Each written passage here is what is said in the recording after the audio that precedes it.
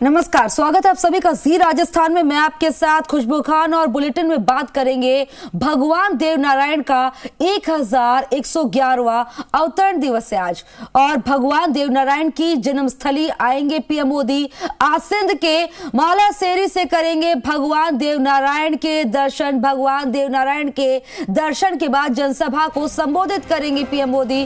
गुर्जरों की आस्था का सबसे बड़ा केंद्र है मालासेरी। देवनारायण कॉरिडोर की घोषणा कर सकते हैं पीएम मोदी। तो इस वक्त की ये सबसे बड़ी खबर राजस्थान के लिहाज से देखा जाए, क्योंकि राजस्थान में इसी साल दिसंबर तक विधानसभा चुनाव होने वाले हैं। उससे पहले गुर्जरों को साधने के लिए बीजेपी हो, कांग्रेस हो, अन्य दल हो, सभी लोग जुट गए हैं। और ऐसे में क्योंकि आज भगवान देवनारायण की जन्मस्थली पीएम मोदी आने वाले हैं, तो यहाँ पर कई घोषणाएं कर सकते हैं। देवनारायण कॉरिडोर की घोषणा कर सकते हैं पीएम मोदी। मरुधरा में पीएम मोदी के आगमन को लेकर तमाम तैयारियां पहले ही कर ली गई है। भगवान देवनारायण की जन्मस्थली आएंगे पीएम मोदी। आसिंद में मालासेरी में पीएम मोदी का आगमन है।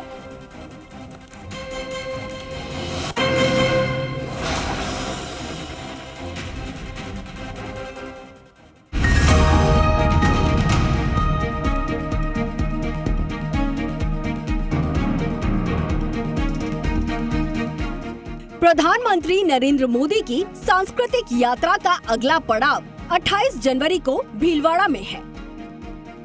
यहाँ आसिंद का मालासेरी गांव पीएम मोदी के दौरे का साक्षी बनेगा, जहां प्रधानमंत्री भगवान देवनारायण की 1111वीं जयंती के मौके पर आ रहे हैं। पीएम मोदी गुर्जरों के आराध्य देव भगवान देवनारायण के मंदिर में दर्शन करेंगे।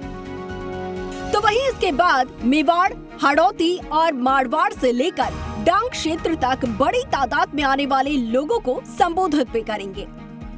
गुर्जर समाज में पीएम मोदी के आने का उत्साह खास तौर पर देखने को मिल रहा है। पीएम का कार्यक्रम।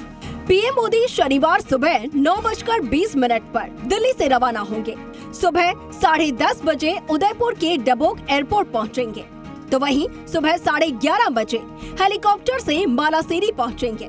पीएम तकरीबन 1 घंटे 15 मिनट तक मालासेरी में रहेंगे। यहाँ भगवान देवनारायण के दर्शन करके जनसभा को संबोधित करेंगे। मंदिर परिसर में पौधारोपण भी करेंगे पीएम मोदी। तो वहीं सभा के लिए 2.5 लाख लोगों के बैठने की क्षमता वाला बड़ा पंडाल बनाया गया है। पीएम मोदी की इस यात्रा को राजनीतिक नजरिए से भी देखा जा रहा है। हालांकि बीजेपी प्रदेशाध्यक्ष सतीश पूनिया इससे इनकार कर रहे हैं। पूनिया कहते हैं कि प्रधानमंत्री के सांस्कृतिक और धार्मिक उद्देश्य से अलग अलग कार्यक्रम देश के अलग अलग हिस्सों में पिछले दिनों ही हुए हैं। अब इस दौरे को भी धर्म सभा के रूप में ही देखा जाना चाहिए। देखिए, प्रधानमंत्री जी को जिन्होंने देखा, समझा और सुना होगा, एक तरीके से देश में आध्यात्मिक पुनरुत्थान का काम प्रधानमंत्री करते हैं। वो चाहे राम मंदिर के जरिए करें, चाहे काशी विश्वनाथ के जरिए करें, चाहे उज्जैन के बाबा महाकाल के जरिए करें। वो कोई राजनीतिक यात्रा नहीं है, उनकी सांस्कृतिक यात्रा है। वहाँ वो आएंगे, उनको नमन करेंगे। भगवान देवनारायण के मंदिर कमेटी के साथ ही केंद्रीय संस्कृति मंत्रालय इस कार्यक्रम को आयोजित कर रहा है। अब ऐसे में उम्मीद जताई जा रही है कि पीएम मोदी यहां से देवनारायण कॉरिडोर का ऐलान करके गुर्जर वोट बैंक को साध सकते हैं। राजस्थान के साथ ही पड़ोसी राज्यों उत्तर प्रदेश, हरियाणा और मध्य प्रदेश में भी गुर्जर समाज व्यापक तादाद में है। और अब तक परंपरागत रूप से बीजेपी से जुड़ा रखने वाला समाज राजस्थान के पिछले विधानसभा चुनाव में बीजेपी से छिटक गया था। सचिन पायलट के पीसीसी चीफ रहते हुए चुनाव में समाज के लोग पायलट को मुख्यमंत्री का चेहरा मानते थे और इस सोच के साथ बड़ी संख्या में कांग्रेस से जुड़े भी। लेकिन अब बदले हालात में गुर्जरों की नाराजगी का फायदा उठाने का प्रयास बीजेपी भी कर रही है। और प्रधानमंत्री के दौरे को कुछ विश्लेषक इसी नजरिए से देख रहे हैं। तो वहीं नेता प्रतिपक्ष गुलाब चंद कटारिया इस दौरे को सोने पर सुहागा की संज्ञा दे रहे हैं। तो वहीं राज्यसभा सांसद घनश्याम तिवारी का कहना है कि प्रधानमंत्री ने इससे पहले भी धर्म स्थलों के दौरे किए हैं, फिर चाहे वो आदिवासी समाज में मान्यता रखने वाला मानगढ़ धाम हो या फिर दक्षिण भारत में रामानुज की प्रतिमा स्थापित करने का मौका हो।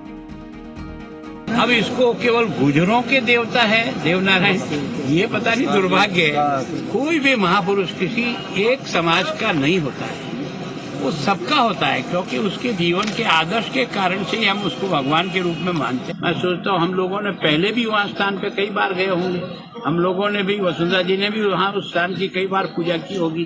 केवल और केवल चुनाव और वोट के साथ जोड़ने का कोई औचित्य नहीं। आमतौर पर कोई भी बड़ा नेता जब किसी प्रदेश का दौरा करता है, वहाँ बड़ी सभाओं को संबोधित करता है, तो उसे चुनावी राजनीति से जोड़कर देखा जाता है। अब ऐसे में किसी राज्य में चुनावी वर्ष चल रहा हो तो इस पहलू को अनदेखा नहीं किया जा सकता।